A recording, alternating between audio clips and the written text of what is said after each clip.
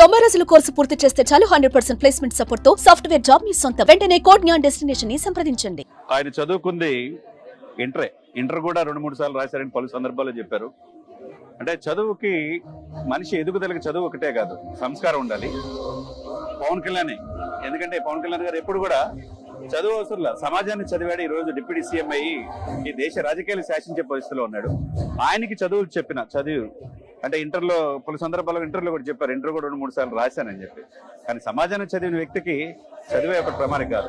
కానీ ఇంటర్లో ఆ 2 సబ్జెక్టులు చెన్నైలో వాళ్ళ అన్నయ్య గారి దగ్గర ఉండి చదువుకునేటప్పుడు ఆ తప్పిన 2 సబ్జెక్టులు కూడా సార్ దగ్గర కోచింగ్ తీసుకున్నారు. ఆయనకి విద్యాబుద్ధులు నేర్పిన గొప్ప వ్యక్తి చెన్నై నుంచి ఇక్కడికి వచ్చి ఉన్నారు. ఈ ప్లేనరీ ఈ విజయోత్సవాన్ని చూడటానికి ఆయనతో మాట్లాడి చెప్పండి. మీరు పవన్ కళ్యాణ్ గారు మీ దగ్గర చదువుకునేటప్పుడు ఎలా ఉండేవాళ్ళు?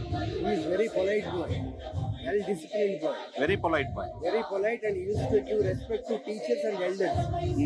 Well disciplined. Helping nature.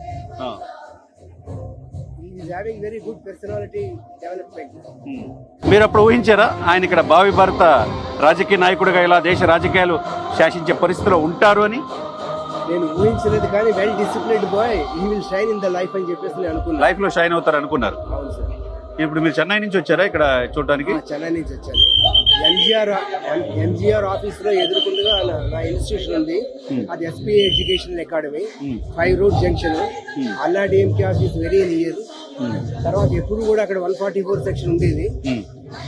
ఇతను ఆటోలో వస్తూ ఉండేవాడు. ఆటోలో వచ్చేవాడు అతను. ఫస్ట్ అడ్మిషన్ అప్పుడు అతను ఇంగ్లీష్ లో మాట్లాడాడు. ఆ ఇంగ్లీష్ లో మాట్లాడినప్పుడు ఆ తెలుగు యాక్సెంట్ వచ్చి ఆర్ యు ఫ్రమ్ ఆంధ్ర అని అడిగాను. అవును సార్ అన్నాడు. నేను ఏమన్నానంటే, నా ఇక్కడ ఇచ్చే అడ్మిషన్స్ తీసుకునే పిల్లలు మదర్ కానీ ఫాదర్ కానీ గార్డెన్ కానీ రావాలని చెప్పాను. చేతులు కట్టుకుని చాలా పొలైట్ గా విన్నాడు. తర్వాత ఇంకోటి చెప్పాను అతనితోటి, నువ్వు ఆంధ్ర నుంచి వచ్చావు, నేను ఆంధ్ర నుంచి వచ్చాను, మనం తమిళనాడులో ఉంటున్నావు, నిన్ను చూస్తే చాలా పొలైట్ ఒబీడియంట్ వెల్ డిసిప్లిన్డ్ బాయ్లా ఉన్నావు, నువ్వు ఎవరిని తీసుకురావక్కర్లేదు. మీ అన్నయ్య గారు చిరంజీవి అని చెప్తున్నావు కదా, అప్లికేషన్లో ఆయన సైన్ చేస్తారని అడిగాను. తీసుకొస్తానని చాలా పొలైట్ గా చేతులు కట్టుకుని చెప్పాడు.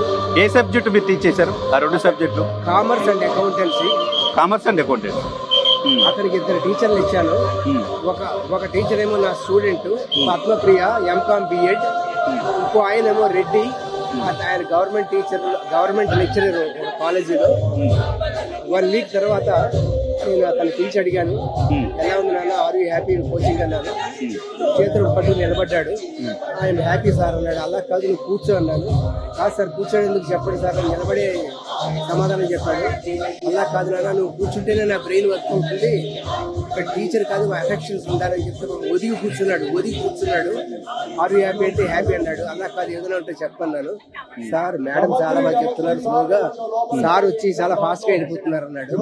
సరే నాన్న, అయితే రేపటి నుంచి 2 సబ్జెక్టులు కూడా మేడం దగ్గర అటెండ్ అవ్వమన్నాను. చూడండి అతను పొలైట్నెస్. సార్ మరి సార్ ఏమనుకుంటారు అన్నాడు. నువ్వు సార్ గురించి వర్రీ అవ్వక్కర్లేదు నాన్న, సార్కి నేను రాత్రి ఇన్ఫార్మ్ చేస్తాను, ఆయనకి వేరే స్టూడెంట్స్ నేను అటాచ్ చేస్తాను, రేపటి నుంచి మేడం దగ్గర అటెండ్ చేయమని చెప్పాను. అంటే ఎదిగే కొద్ది ఒదిగే లక్షణమే పవన్ కళ్యాణ్ గారిని ఈ స్థాయికి తీసుకొచ్చినట్టు. కరెక్ట్. తర్వాత నేను నా ఇన్స్టిట్యూషన్ ముందు నిలబడితే 4 రోడ్లలో 2 ఫర్లాంగుల నుంచి ఏం జరుగుతుందో కనిపిస్తుంది. చెన్నైలో అంత స్ట్రైట్ రోడ్లు ఉంటాయి. అతను 2 ఫర్లాంగుల తర్వాత ఆటోలో దిగి నడిచి వచ్చేవాడు. నేను నిలబడి అడిగాను, ఏంది నాన్న ఇక్కడ దిక్కుండా అంత దూరంలో దిగి నడుస్తున్నావని. సార్ ఇక్కడ మీరుంటారు, లెక్చరర్స్ ఉంటారు, మర్యాదగా ఉండదు కదా అన్నాడు. అది కాదు నాన్న, మనసులో ఉండాలి మర్యాద, నువ్వు ఇక్కడికి వచ్చి దిగని చెప్పాను. అయినా కూడా ఎప్పుడు వచ్చినా ఎక్కడో దూరంగా 2 ఫర్లాంగ్స్ దూరంగా దిగి అక్కడి నుంచి నడిచి వచ్చేవాడు. Is very polite boy. April 9th అతను లెటర్ రాశాను. పవన్ కళ్యాణ్ నీకు గుర్తుంటుంది, నువ్వు నా దగ్గర చదివావు, నీ గురువు గారు నేను, నా బెస్ట్. థ్యాంక్ యూ భానుమతి గారు.